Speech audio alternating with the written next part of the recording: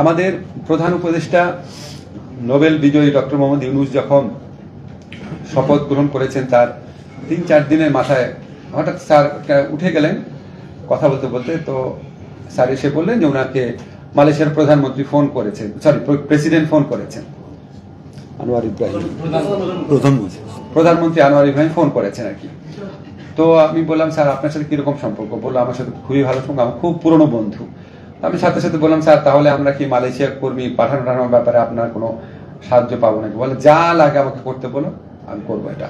So আমরা তো অনির্দিষ্ট কথা বলে লাভ নাই, আমরা মার্কেটটা ইনভেস্টিগেট করছি মালয়েশিয়ার ব্যাপারে।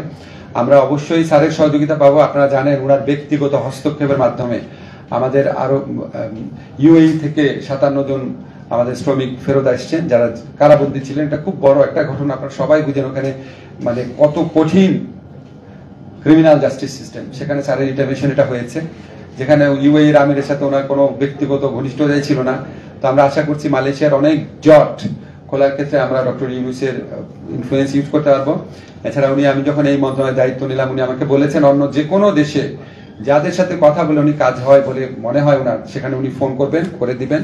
তো আমরা আশা করি ওনাকে সরাসরি এখন প্রস্তাব দেয়নি, বিকজ আমাদের ফিল্ড লেভেল স্টাডিটা মোটামুটি করেছি। আমরা ওনার মাধ্যমে আগামী মাস 2-এর মধ্যে শ্রম বাজার সম্প্রসারণে বড় নিউজ আপনাদেরকে দিতে পারবো।